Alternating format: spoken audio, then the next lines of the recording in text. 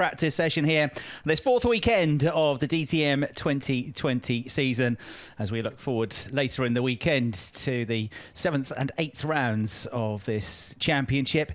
So we had a couple of hours ago the first free practice session ending. The cars will be coming out onto the track in just a few minutes' time, ready for another another slightly shorter session this time around. Just to note as well, the cloud cover has come in since the first free practice session, so the temperature and the track temperature just a little bit lower than it was, and the breeze has picked up slightly here as well. So slightly different conditions for this second free practice session. The first one was for 45 minutes. This one's going to be for 30 minutes, as is traditional in the format of a DTM weekend. And as you look at Nico Muller, the championship leader, just to reintroduce myself, Chris Hartley, I'm going to be talking you through the free practice session, and then, of course, this weekend, both of the qualifying and race sessions that we have here in the northeast of the Netherlands. So the first free practice session. Radio check, can you hear me? Copy, radio check loud and clear. So just information from race control. In the series before with the Mazda Cup, they apparently destroyed the curb on the inside in turn 6. So the pollard is still there, but the rest is not there, and race control gave us the info they will put yellow sausages after this session. Okay, so good info there. Can you let me know the brake balance in the short run of Duval, Robin and Redding, please? Yes, copy, Mark is checking it. And you're looking at turn 6, the offending corner. So that's... Let me know mine as well, just to be sure. That's at the end of the back straight into turn 6, the right-left flick through there. Bollards destroyed in the previous session, so there'll be nothing there for this one, but they'll be replaced after this 30-minute DTM free practice session. In the first free practice session earlier on, Loic Duval was the driver that set the fastest time overall. The drivers went out for the first 10 minutes or so of the session to get in single lap times, so qualifying tight pace.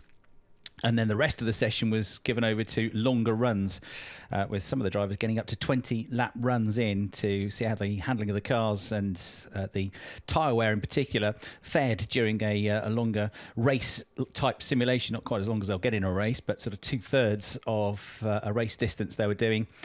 And the lap times were much, much slower on those longer runs. So the fastest time set by Loic Duval was a 1:24.293. But we were looking at 1:28s, high 1:28s, low 1:29s for a lot of the drivers as a kind of average pace per lap for those longer sessions. Timo, the stuff in the chicane. So this red baguette curbs, they are destroyed. They remove the pillar, is still there. And from tomorrow then they will put some yellow baguettes in. Copy. So same info. And 1:30. Being given to Timo Glock about that lack of bollard that we have just for this session going into turn 6. So Timo Glock, who went pretty well in the certainly in the single lap that he did to set a good lap time to get himself into the top 5 in the Team RMG BMW. But it was Loic Duval quickest with 1:24.293. Nico Muller, the championship leader, 1:24.604 was second, but 0.3 or so behind.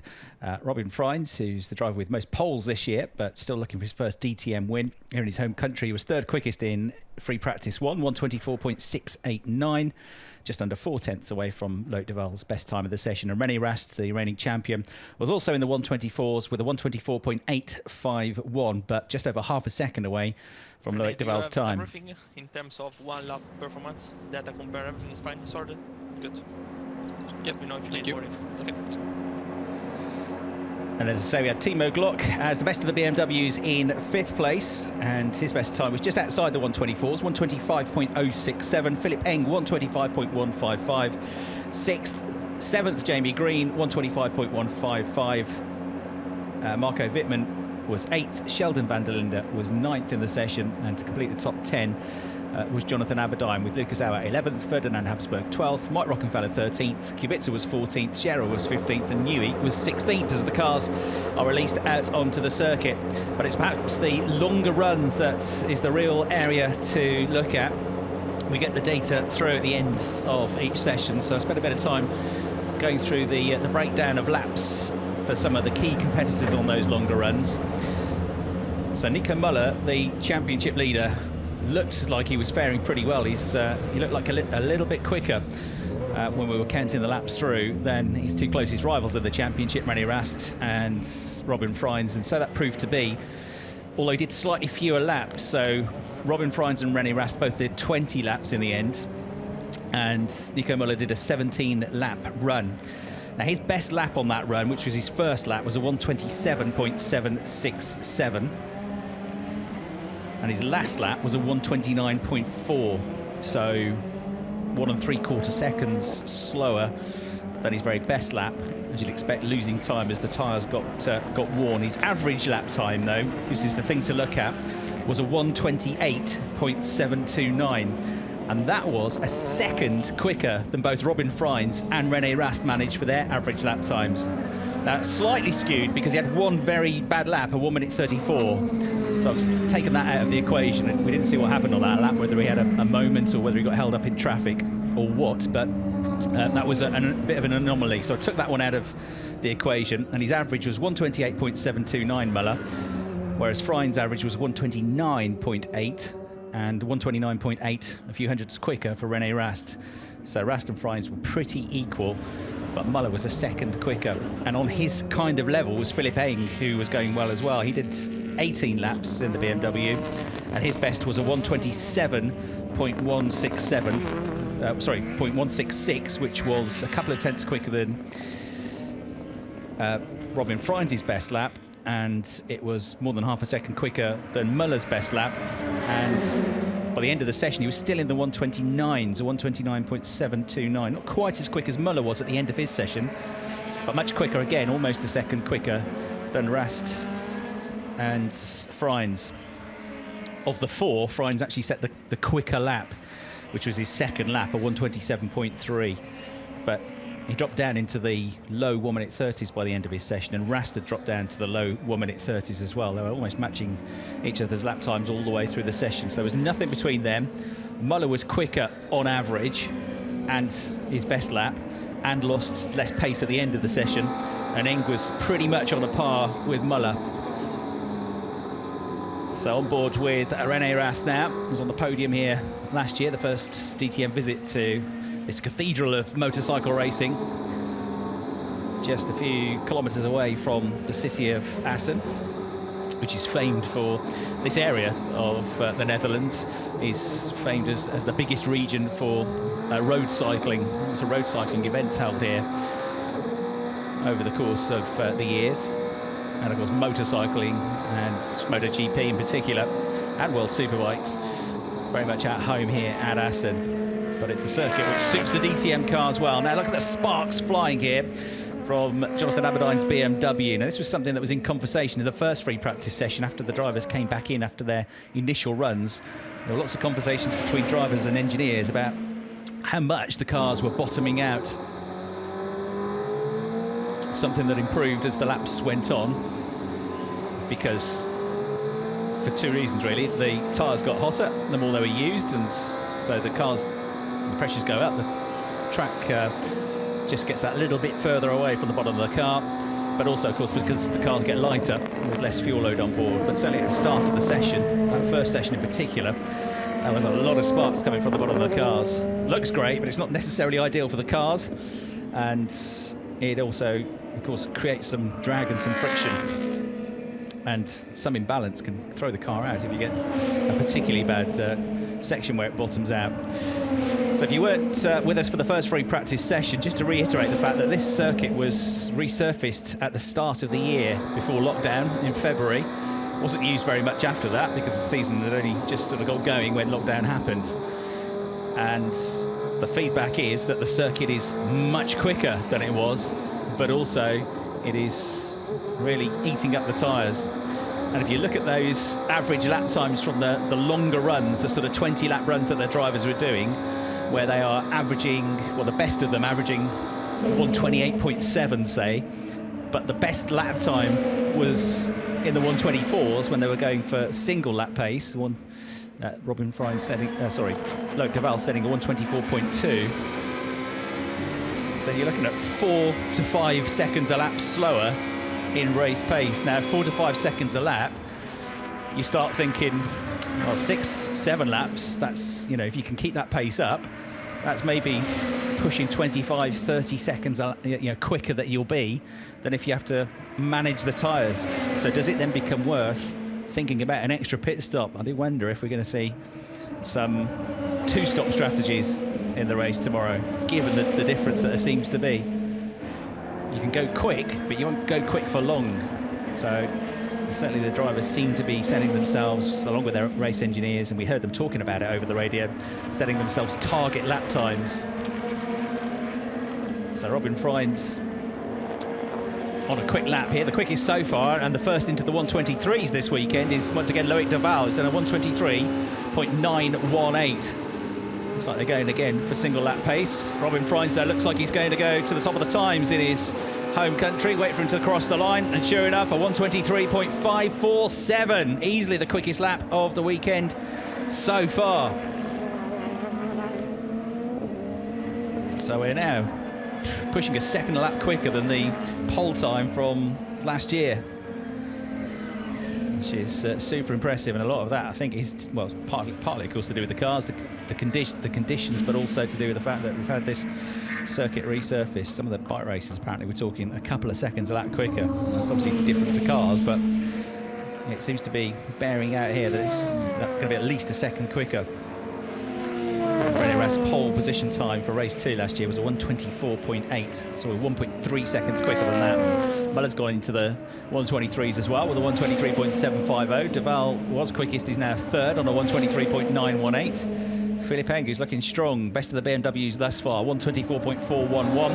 Timo Glock's up there as well. René Rast has just done his best lap of the session to go fourth, 124.321 in this second free practice session. There is the double champion. Jamie Green looks like he's about to post a good lap as well, and he was looking fairly good to me on his long run pace, Jamie Green. Lucas Out pops up into the top 6 as well, just slightly quicker than Timo Glock. He did a 124.635 and Glock did a 124.692. So it's Frijns, Muller, Duval, the top 3, Rast 4th, Eng 5th, Auer 6th, Glock is 7th, Kubitsa in 8th going well, 124.778. Van der Linde 9th, just a tiny bit slower, 124.792, and Whitman in 10th place, 124.862 seconds. Jamie Green's gone 11th with that first attempt.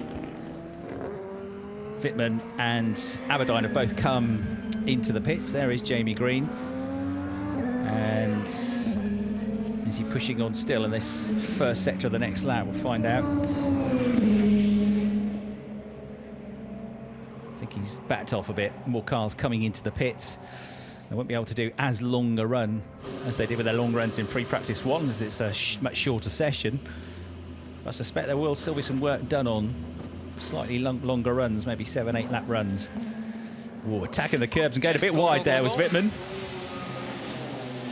Watch the white line and then one out lap straight back into the garage. He had a good weekend here last year. Track is clear, track is clear.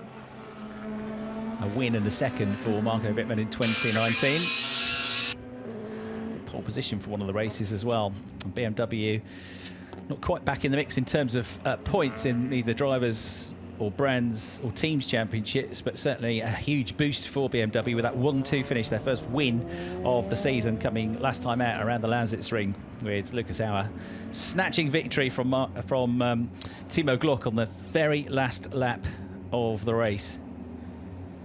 They were both being reeled in by Audis at the time, and after the event, Timo said, you know, it was a bit of a free pass I gave Lucas because I wanted BMW to win. I wanted us to finish first and second, and if we fought too hard, if I defended too hard, the Audis might well have caught us. So as he put it, I gave Lucas a free pass, but Lucas of course saw it very differently. Took his 5th victory in DTM. Copy that. Okay, so we scrubbed the set. One time pass, start, finish, and then back to the garage. A queue forming up here, isn't there? Everybody coming in at the same time. Almost the entire field in the pits, so Renault had to wait for quite some time to get out. Didn't sound too pleased with that. Not just compromise what they were going to do slightly. Probably had to wait about 30 seconds all told. But he'll have a nice clear track when he goes that back out now.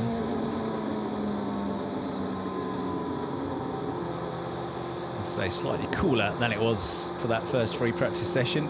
A little bit duller. There's talk that there might be some rain around tomorrow as well. But as yet, it's been dry conditions here.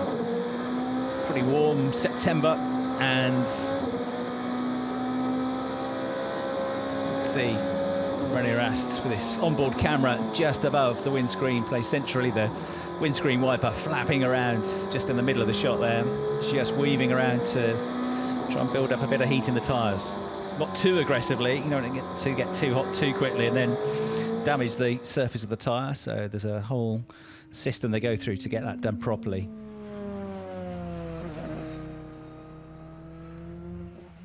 So Rast making his way around this circuit now, which is a good mix of some high-speed corners, but lots of slower, tight sections as well. You've got a couple of chicanes, you've got a hairpin and a fairly tight complex through the first sector. There's a long back straight, there's some higher speed corners in the final sector, so it's a good mix of different types of corner here, but lots of heavy braking zones as well. So again, that can be a strain on the tyres, not the big high downforce corners, high speed, high downforce corners that you get at somewhere like Spa-Francorchamps necessarily, but still one of these big stop-start zones. The drivers and the tyres are worked hard. Quite high G forces placed on the drivers, especially as I say at the back of the circuit. That third and final sector here really does push them on, and they get up to a top speed of around about 265 kilometres an hour here. But there are points of the circuit where they're pulling over 2.5 G, especially on the way into the final chicane, or at peak braking there, pulling 2.5 G, the drivers. The throttle pick up, and you see that you carry a bit brakes in, which compromises somehow the exit. Yeah, the exit I was again wrong positioned. I lost it a bit on the curb, which offsetted me for the exit of the corner. Copy that. So that data shows... In turn 5 I had a bit of a lock up into the hairpin on the rear. The rear started to lock in the hairpin there, yeah. Those data traces for the whole lap show where they're braking. That's the reason I had to carry the brakes into the corner. You see the gradient, how I have to go off the brake on the brake pressure. That's where I locked the rear. There, yeah, exactly. So not just where they brake and accelerate, but how heavy they're braking for, how long they're braking for. That's probably a bit too late anyway, yeah. So a bit slower in, a bit easier on the brakes, and a bit quicker out.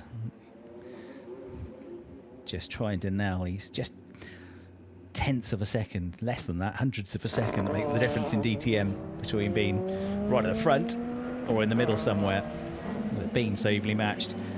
It's Sheldon van der Linde, the sparks trailing from the front right corner, the front right splitter of his BMW. Some spectacular shots we've had of that kind of thing so far this weekend, not least from Sheldon himself.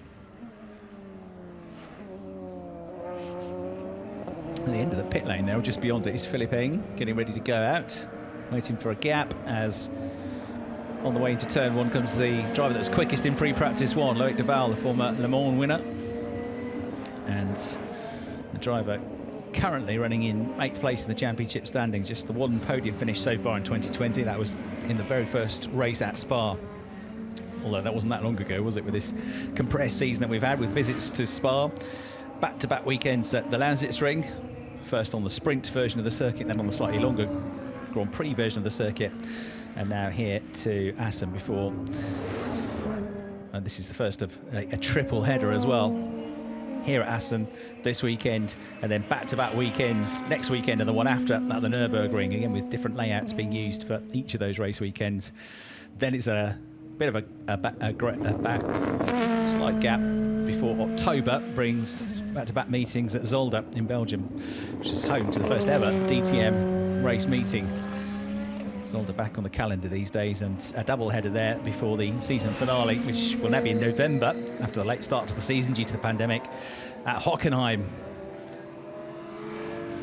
Nico Muller, the championship leader, on 133 points, 36 points clear of René Rast, who beat him to the title last year. René's on 97, Robin Freins on 92, fourth Glock on 52, and fifth Jamie Green on 47 points. Audi Sport Team App Sportsline well clear in the team standings on 225 points. Audi Sport Team Rosberg have got 144, and for BMW Team RMG a third on 92 points. Race 2 at the Lausitzring was the first time all season so far that Audi Sport Team App Sportsline hadn't picked up the most points across the course of a race. Although they were a close second, they scored 30 points between their two drivers in race 2, and Team RMR picked up 31 points, just 1 point more. First time a BMW team has picked up more points than any other team so far this season. In the brand championships, the big gap after the start of the season, and in favour of Audi, have got 406 points, 406 for them, only 186 for BMW. They actually picked up the same number of points in race 2, despite the fact it was a 1-2 for BMW. Both brands picked up 51 points in that second race at the Lausitzring. So work to be done. Marco Whitman has said we're not there yet, we've still got to work on our qualifying pace in particular, but we're going in the right direction. But just because we won a race, it doesn't mean we're back in the championship. We're not close enough on points to be back in the championship yet. And Marco himself currently in 6th place in the standings on 40 points, a double champion. And when you're a double champion and a multiple race winner like Marco Whitman, 6th place is not where you want to be. So some good drives so far this year though. A 3rd place finish in race 2 at the Lausitzring around the sprint version of the circuit, I think was a particularly good drive. Just dragged as much as possible out of that car. That was a great performance to get onto the podium.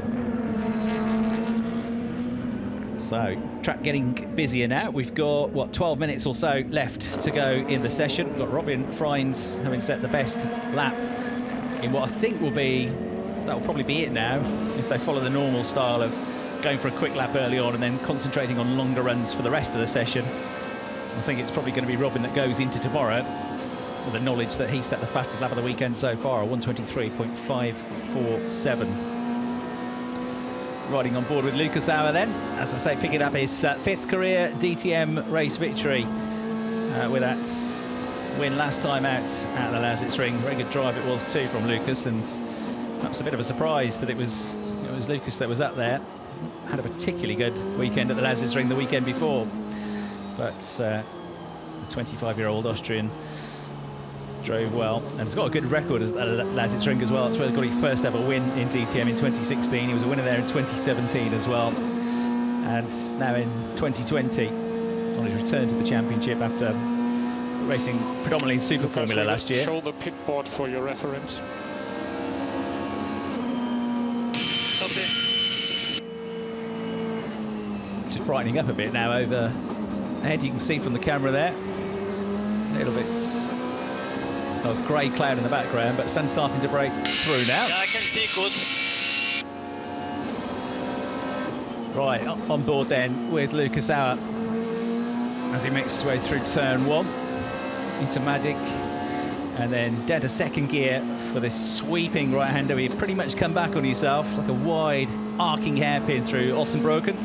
2nd gear down to 1st for the much tighter left-hand hairpin at Strubben, 70 kilometres an hour, and you've got to get a good run out of there onto the back straight, which is over a half a kilometre long. On board with Robin Freins then, quickest driver so far. Now into these longer runs, and again the pace has dropped, but it's quicker than the sort of pace that we saw in at the early stages of those longer runs in free practice 1. So Freins has done a 1:27.152. Quickest man on the track, actually Jonathan Aberdeen last time around, 1:27.019. for the South African. He's now in his second season of DTM. An Audi driver last year with WRT, now with BMW and Team RMR. And Fabio Scherer just done a 125.023 on his previous lap. 13th quickest overall, so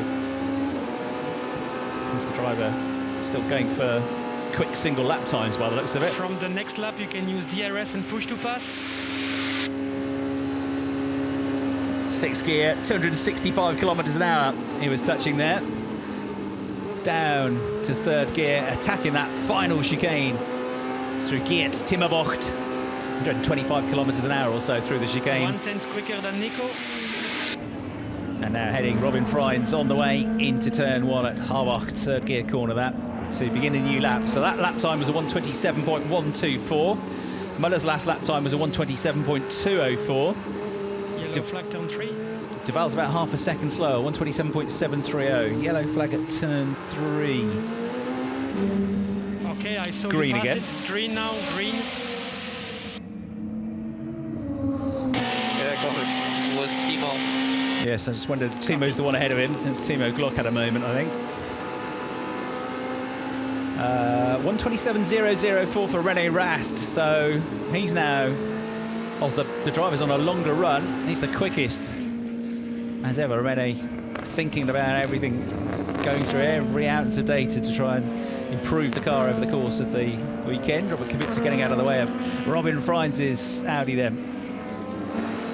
4 times on pole this year, still looking for his first DTM race victory. Probably getting a bit fed up of not winning now, but he is bagging lots of points. He's been on the podium in 3 of the last 4 races. 4 podiums this year, best result of 2nd at Spa in race 2. But he's led a lot of laps and not quite got the win yet. So Freins goes through to complete another lap. Use DRS and push to pass in this lap. Right, 127.133. Can use DRS and push to pass in this lap now. Let's see what difference that makes to his lap times. Muller's just had a slow lap, 131.587. Duval 127.6, so he's lapping about half a second a lap slower than Freins. Nico had to back off on the previous lap. 127.1 for Philip Eng as well. He's looking strong. Still the best of the BMWs on his single lap run as well. Precision driving here from Robin Freins, 5th gear down to 4th.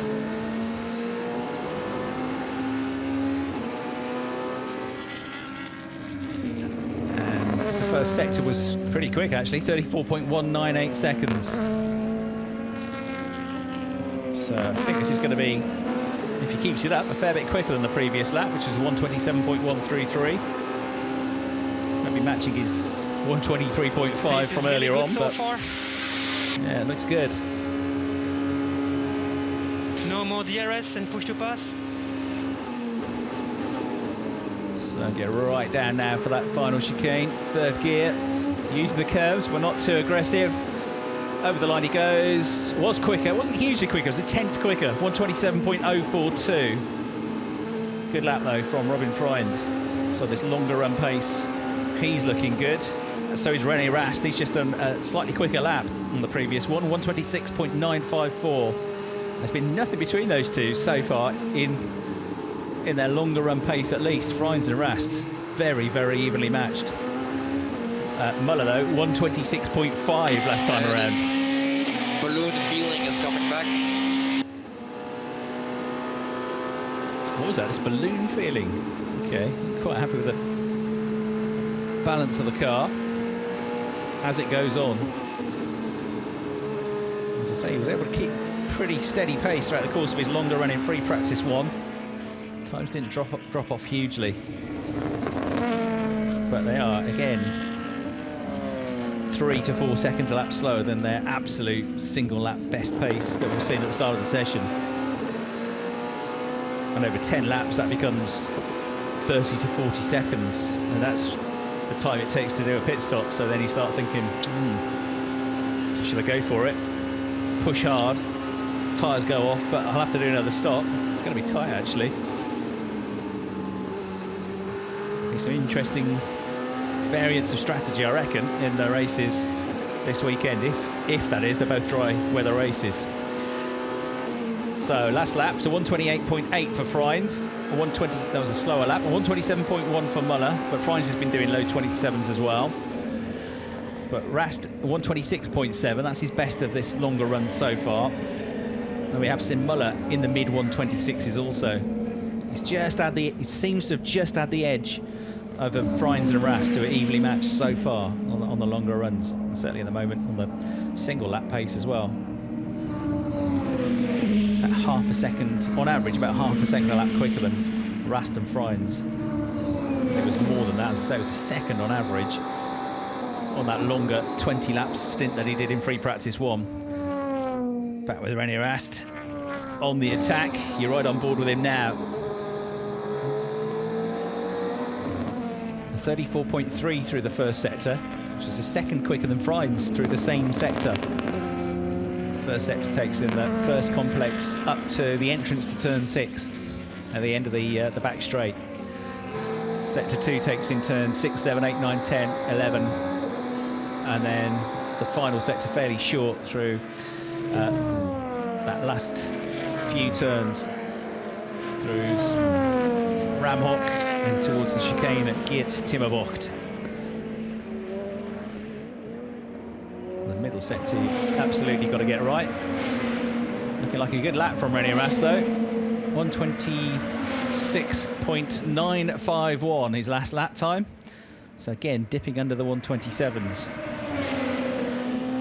But it is a shorter run than it was before, where they were going for, well, between 17 and 20 laps for most of them.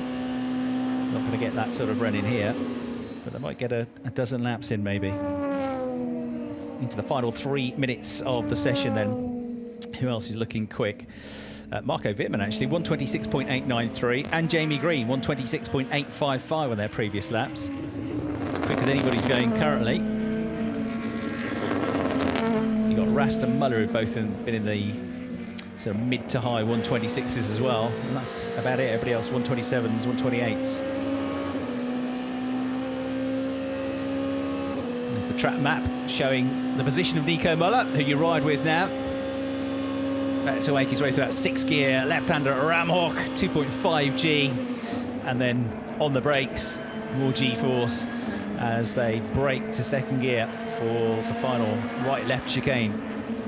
Fire it out of there, back over the start-finish line here at Assen. And Nico Muller's lap was a 127.982. Replay of Ferdinand Habsburg trying to squeeze past Philippe Eng, knowing to use all of the road and then some to do so. Philippe Eng having a bit of a nibble back at him, so a little bit of a standoff between the two drivers, which came to nothing in the end, but may not have given them the best lap times. Yes, Engel 132 on that lap, and Habsburg, who's last at the moment, 128.7. Into the pits has come Robert Kubitsa. Be pretty pleased with his lap from the start of the session though, to put him in 8th place. Got his best qualifying so far, the pole in the previous weekend at Lausitzring, to put himself 11th on the grid. Actually ran up in the points for the first part of the race, but unfortunately then dropped back, as I mentioned in free practice 1. He reckons the acceleration of the car is the area where he's losing the most time, and that's affecting his top speed and how quickly he gets up to top speed. So something they've got to work on. And he's actually said there's no use using some of the other BMW setup on my car because I don't think it'll work. So a bit of a fundamental issue, it seems. And Robert Kubitsa, although he's not hugely familiar with DTM cars compared to some of the drivers out there, he's a vastly experienced race driver. And with him, you don't just get a quick race, you get somebody who really knows their stuff in terms of giving engineers feedback, the feel for the car, and how to improve the car. So he will make strides forward. But it's a very difficult season with the long break that we've had to come into the DTM and as a rookie, even with the experience that Robert has. He's definitely making progress though. There'll be some backward steps, of course. And the races didn't go particularly well for him at the Lausitzring last time out, but the pace is getting there. There have been times where he's been mixing it, and it's becoming more often now that his name starts appearing in the top 10. Right, pit stop practice on the number 16 Audi at BMW Timo Glock. Team RMG make the stop, and the BMW goes back out. And they'll have some start practices as well at the end of the session. So new boots on, and that will be to just get around to, with the clock now down to 0 seconds, down to the start finish line to practice their start.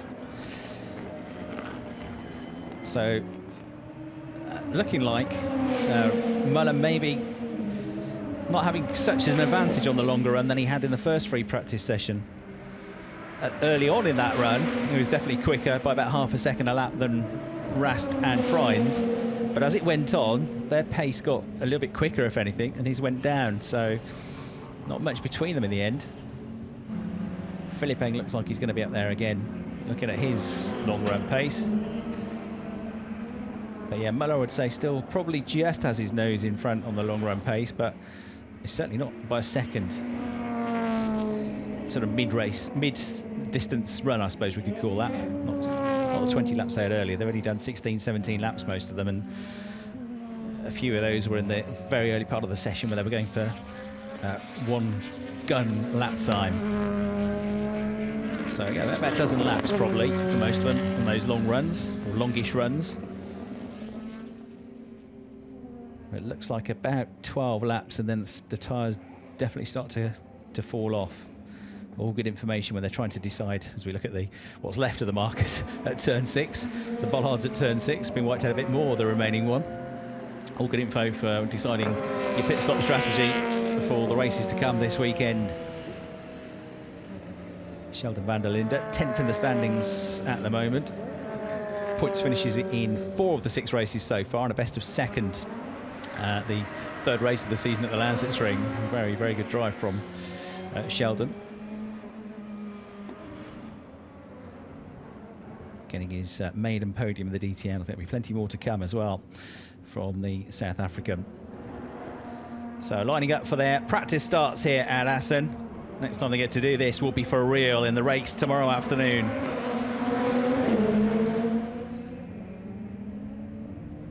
Practice with the driver and the whole system of getting the cars off the line. So lots of them, as you will have seen, have come in, put some of their new tyres on. 7 sets of which they get, 7 sets of slick Hankook rubber at the start of the weekend. They'll have to add a couple of sets of those back after this free practice session as Jonathan Aberdeen and Jamie Green get off the line together. And Mike Rockenfeller to the left is going to go up against Sheldon van der Linde. Actually, he's going to go on his own. He goes first. Oh no, he did go. Rocky with a decent looking start there. Lights go out, fractions of a second later you are underway, and a couple of seconds after that you are hurtling along at something like 150 kilometres an hour before you get down to the braking zone for turn 1.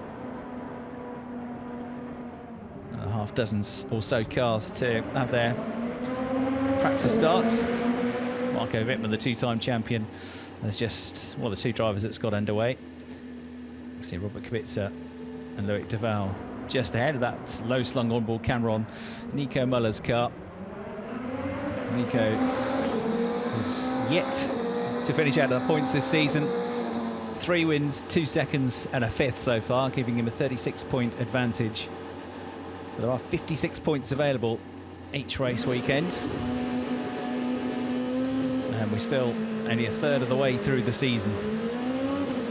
On board with Muller then, as off the line he goes. That's with Loic Duval there now, going with him. And last but not least, the driver that is top of the times in this free practice 2 session, Robin Freins, here in his home country. Charging up 2nd gear, bit of wheel spin 3rd gear, slam it into 4th, then slow it down for turn 1. Only it'll be a little bit busier next time around. Some work to be done then by the circuit staff at Assen in terms of repairing bollards ready for tomorrow's qualifying session. And that was one final blow coming from Harrison Newey, the British driver, They'd already lost some, as we heard on the team radios before the start of the session. So turn 6, the drivers finding the limits, let's say. There's the confirmation of the times from the start of the session then, when they were going for single lap runs, with Robin Freins quickest, fastest lap of the weekend so far, 1:23.547 seconds. Nico Muller, 1:23.750 in second. Loic Duval third with the 1:23.918. René Rast fourth, 1:24.321. And then Philip Eng, the best of the BMWs, was 5th, 1:24.411. Lucas Auer 6th, Timo Glock 7th, Robert Kubitsa going well in 8th, Sheldon van der Linde and Marco Whitman completing the top 10. Then it was Green 11th, Rockenfeller 12th, Scherer 13th, Aberdeen 14th, Newey 15th and Habsburg 16th in that session. Super slow-mos then of our top 3 in the second free practice session at Assen.